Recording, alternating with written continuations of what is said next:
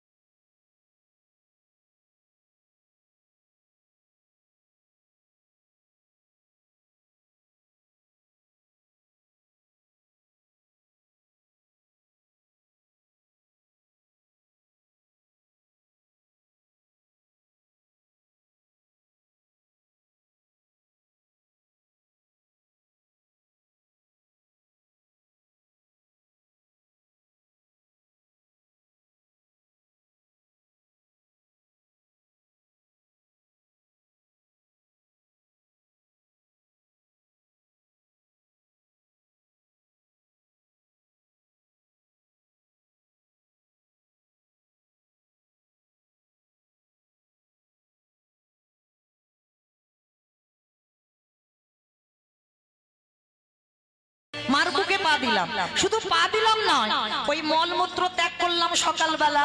প্রতিদিনের আমাদের নিত্য কাজ এই মাটির উপরে, রাত্রিতে ঘুমাতে যাওয়া পর্যন্ত কত ট্রেন, ট্রাম, যানবাহন সব এই ধরিত্রী রঙ্গ দিয়ে যায়। তাহলে আমাদের কি মনুষ্য জীবনে কর্তব্য নয়? আমাদের মানুষ হয়ে কি আমাদের চেতনা জাগে না যে একবার সকালবেলা মাকে প্রণাম করি, মাকে বলি মা এই যে তোমার বুকে পা দিব আর সেই রাত পর্যন্ত তুমি সন্তান মনে করে আমায় ক্ষমা করে দিও।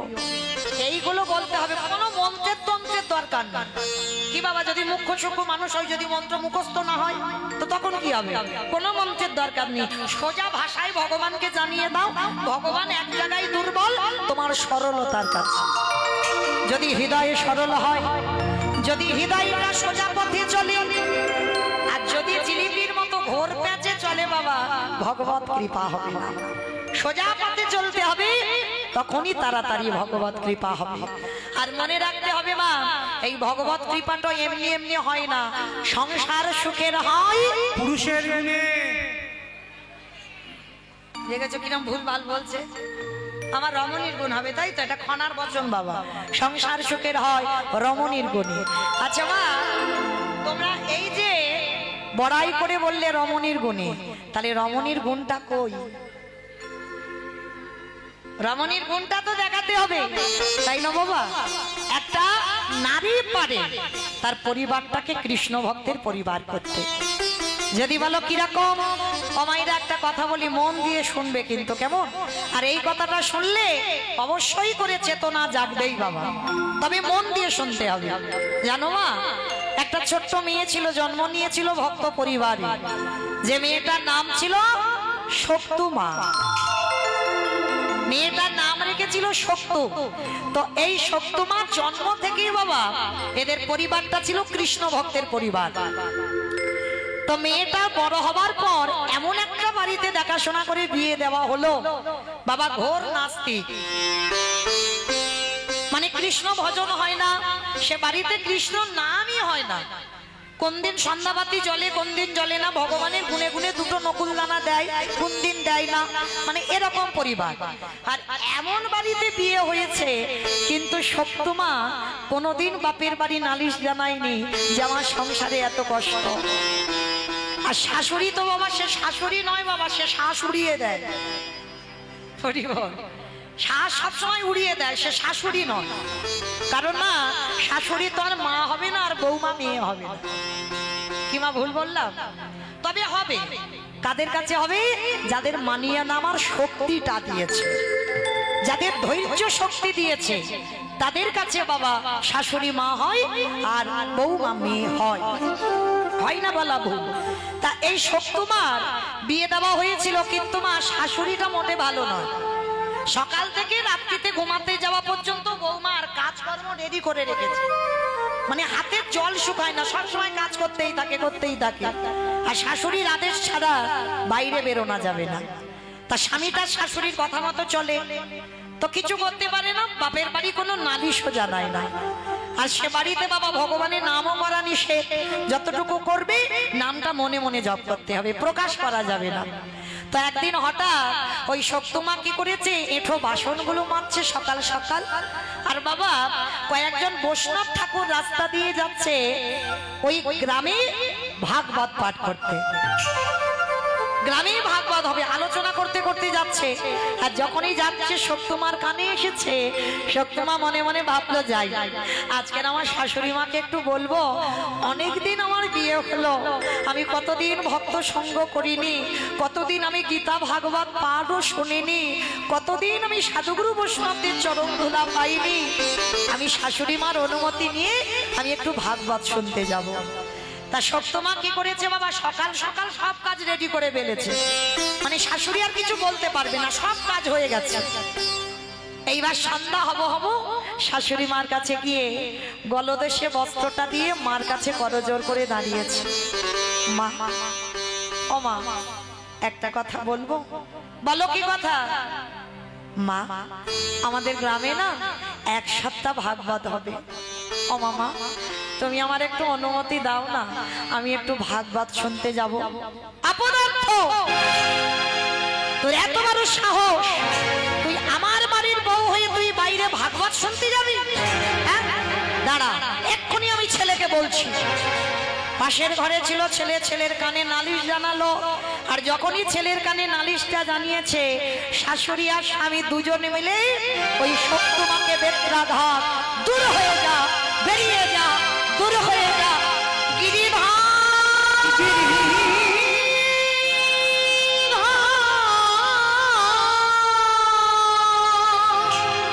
এত মারা মেরেছে, শক্তমাকে সর্বাঙ্গ দিয়ে রক্ত ঝরে ঝরে পড়ছে।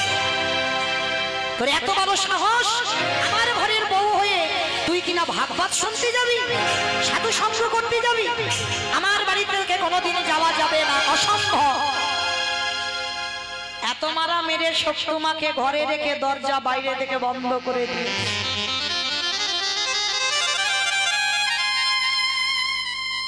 বসে বসে গুমড়ে গুমড়ে কাঁদে আর বলে, গিরিধর,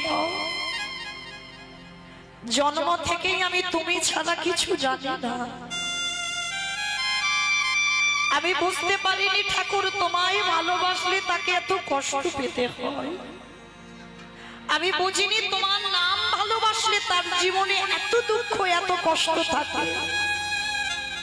তবে তুমি দুঃখ দাও, জ্বালা দাও, যন্ত্রণা দাও, সব দাও, সহ্য করবার মতো ক্ষমতাটুকু আমায় দিয়ে পাঠাও।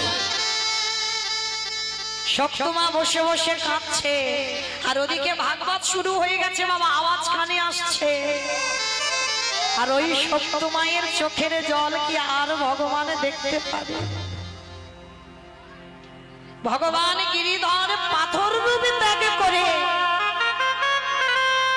শাশুড়ির রূপটা ধারণ করেছে। বড় মজার কথা মা, দেখো, শাশুড়ির রূপটা ধারণ করে বাইরে থেকে তো শাশুড়ি দরজা বন্ধ করে দিয়েছিল, দরজাটা খুলেছে। আর দরজাটা যেই না খুলে শাশুড়ি মা প্রবেশ করেছে, শক্তমা চমকে উঠেছে। হে কি মা, মা তুমি আমার ঘরে এসেছো? মানে ভয় পাচ্ছে যদি আবার না জানি আমায় মারে। কত জ্বালার ঘর, দেখো, আবার না জানি আমায় মারে। এত মারা মেরেছে মা, সর্বাঙ্গ থেকে রক্ত পড়ছে। ভগবান শাশুড়ির রূপ ধরে শক্তমার মাথায় হাত দিয়েছে। মায়েরা, পরশমণি পাথরের নাম শুনেছো? লোহাতে ঠেকালেই লোহা সোনা হয়ে যায় বাবা। আর আমার ভগবান তো পরশমণির থেকে আরো মূল্যবান। যদি ভক্তকে পরশ করে, তার হৃদয়টা সোনার থেকে আরো দামি হয়ে যায়। তা ভগবান শাশুড়ি হয়ে যেই না মাথায় হাত দিয়েছে, নিমিষে সব জ্বালা দূরীভূত হয়ে গেল।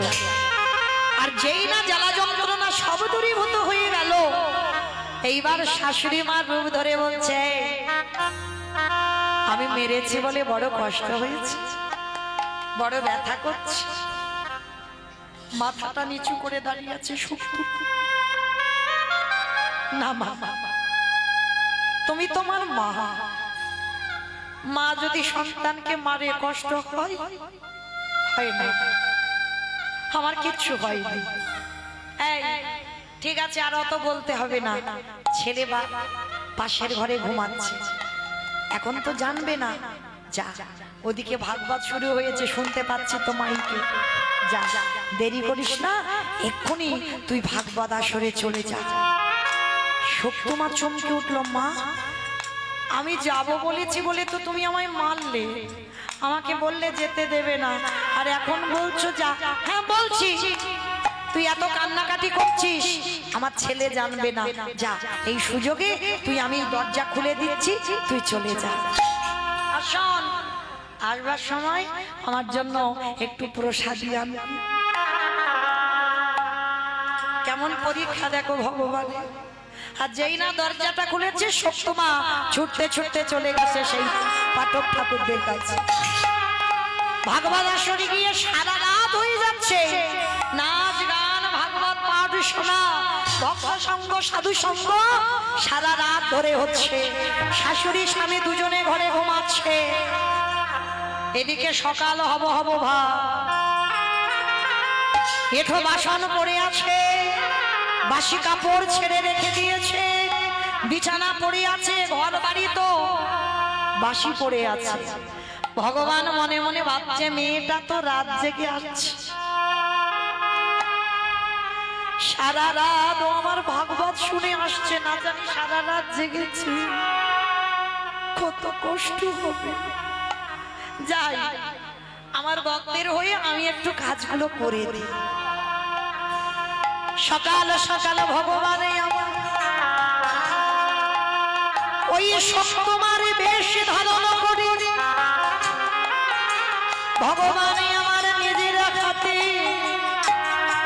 ভক্তের এঠো বাসন নিজের হাতে মেজে দিল। ও যে ভক্ত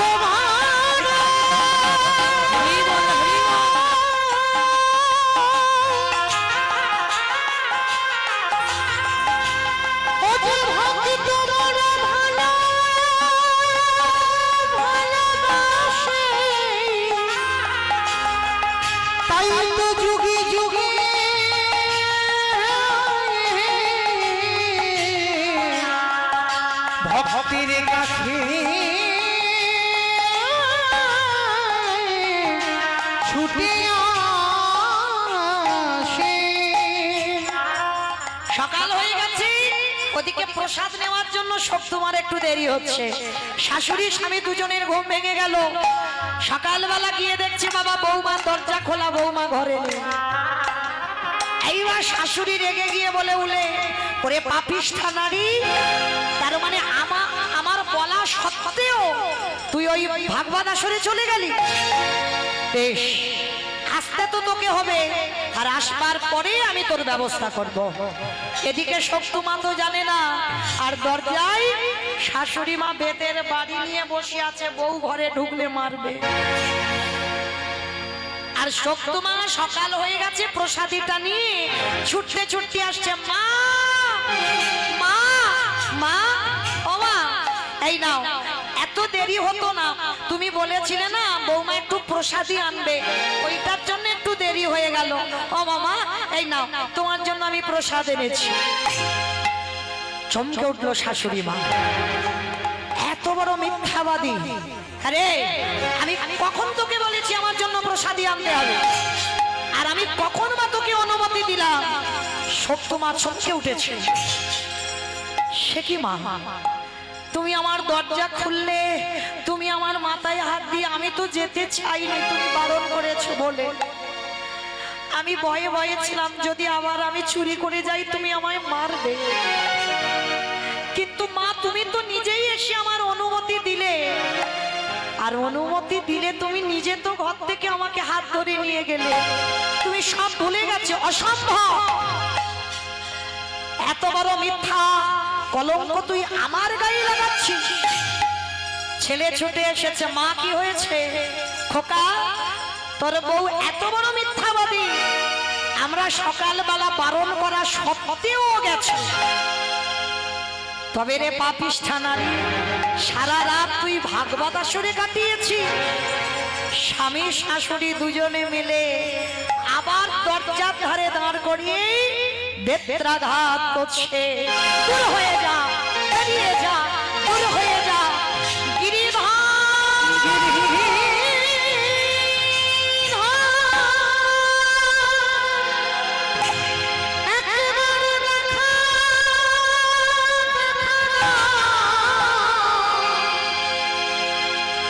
তুমি নাকি ভক্তে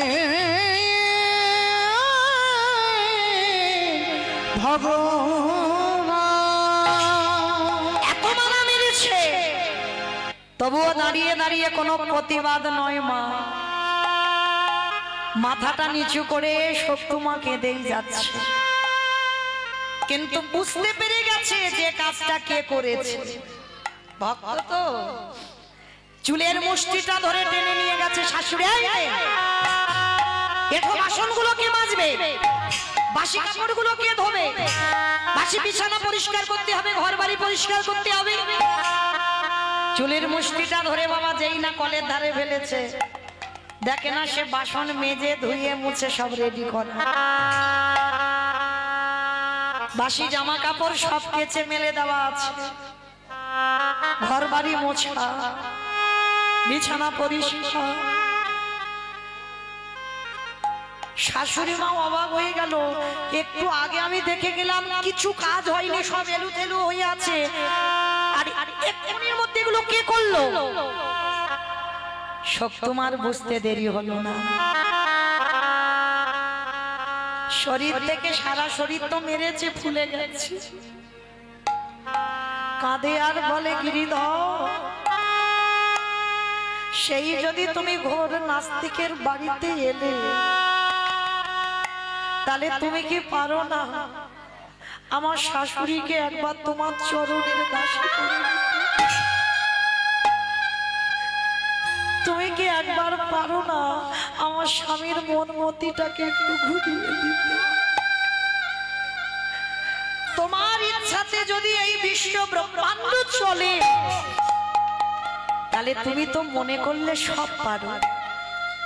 দাও না ঠাকুর, তুমি যদি আজকে দেখা না দাও, এরা তো জীবনে কেউ ভাববে না তুমি আছো বলে। একবার দেখা দাও না ঠাকুর, একবার দেখা দাও।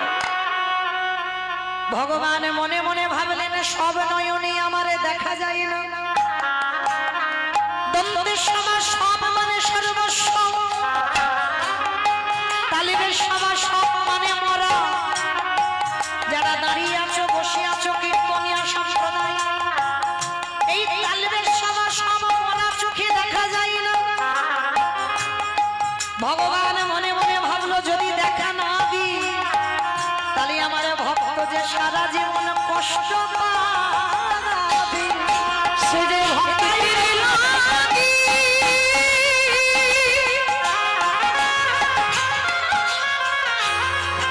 সেই যে ভক্তের লাগি,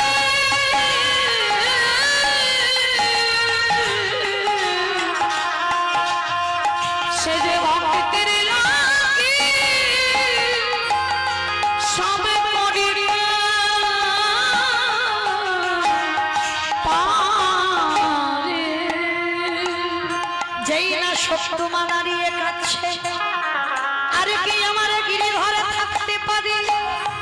বাঁকা করে বাঁকা হাতে কালো শশী, ওই শত্রুমার বামে বামে রেখে আমার গিরিধর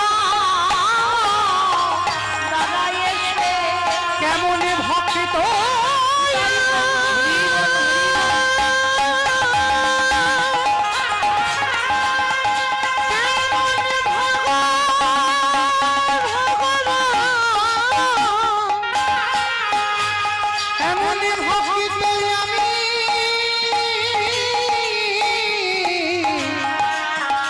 রাখি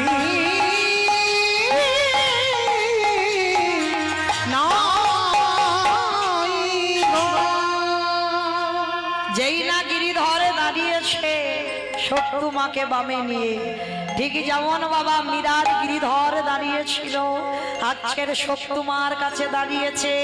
শাশুড়ি স্বামী দুজনে দর্শন করে চমকে উঠেছে। কি আমরা কাকে দেখছি? লুটিয়ে পড়ল চরণে, প্রভু বুঝতে পারিনি আমাদের ঘরে কে এসেছে। আজকে থেকে আমরা ছেলে মা দুজনে কথা দিলাম, আজকের পর থেকে তোমার চরণ ছাড়া আমরা আর কিছু ভজন করব না। নিতাই গৌর হরি বল, হরি বল, হরি বল। তাহলে মায়েরা কি বুঝলাম? সংসার সুখের হয় রমণীর গুণে। একটা নারী যদি ঠিক হয়, কি মায়েরা সব তোমার এত অশান্তি এত জ্বালা, তাহলে যদি মনে করতো তাহলে তো বাপের বাড়ি চলে যেতে পারতো। কিন্তু নারী শক্তিদের সবার আগে দরকার ধৈর্য শক্তি। এই ধৈর্যটা যদি ধরে থাকতে পারো, তাহলে আমরাও মীরাবাইয়ের মতো গিরিধরের কৃপা পাবো, শক্তি মায়ের মতো কৃপা পাবো, কর্মাঠা মায়ের মতো কৃপা পাবো, এদের মতো কৃপা আমরাও লাভ করতে পারবো। কিন্তু বাবা, যাদের ভগবানের প্রতি বিশ্বাস নেই তাদের কি দুর্গতি হয় জানো? আপনারা জানেন বাবা, মহাভারতে সঞ্জয় দিব্যনয়নের যুদ্ধটাকে দর্শন করেছিল, সবাই জানে। আর সঞ্জয় দেখে অন্ধ ধৃতরাষ্ট্রের কাছে বর্ণনা করেছিল